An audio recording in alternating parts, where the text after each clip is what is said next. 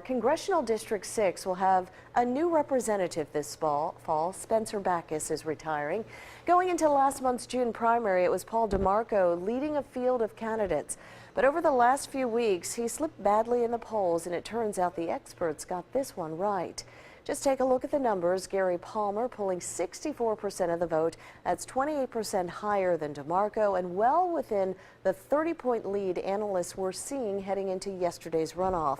We had a chance to speak with Palmer yesterday about his victory, and he joins us this morning with Stephen. That's right, Gary Palmer is joining us. And first, congratulations. Thank you for taking the time this morning. I'm sure you got a few moments of sleep last night. Got a little bit. I had a daughter that had to fly out this morning at 5 a.m., so I was up before 5. Well, it works out good for us. I want you to kind of talk about what you think attributed to your victory.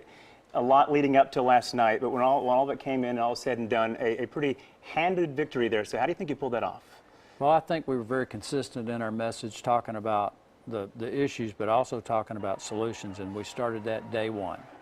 And constant feedback was people saying, well, here's a guy who knows what to do. Here's a guy who has ideas and has solutions. And we stayed on point. We didn't get caught up in all the extracurricular activity going on around us. We stayed on message. A lot of people have heard the Alabama Policy Institute in recent weeks, who you've been associated with for years. For those who don't know, and many still don't, what does the Alabama Policy Institute do, and how do you feel that'll help you if you ultimately win this seat in November?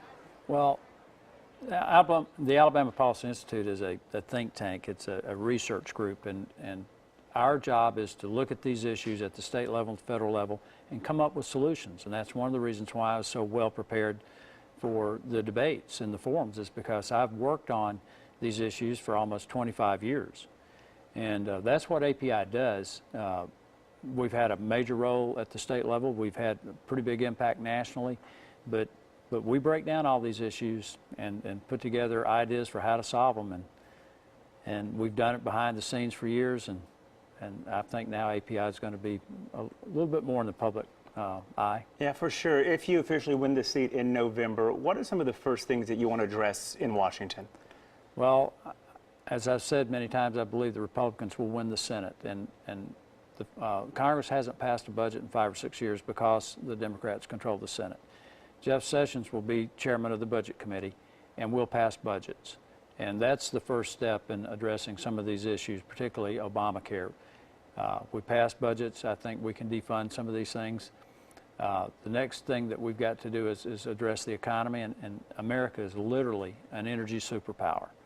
We have the resources to jumpstart the economy and I think dominate the world economy for another decade or two. So those are two critical things. We need to bring some certainty back into the marketplace so that businesses will start hiring people again and get people back to work. All right, Gary Palmer, we appreciate it very much. The Republican nominee for District 6. Thank you so much for joining us. Thanks, Stephen. All righty. All right, Stephen, well, Palmer's opponent in the fall will be Democrat Avery Weiss. Weiss is from Maline, and he was unopposed on the Democratic ticket.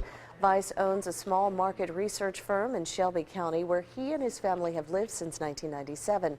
Weiss is a graduate of Georgetown University.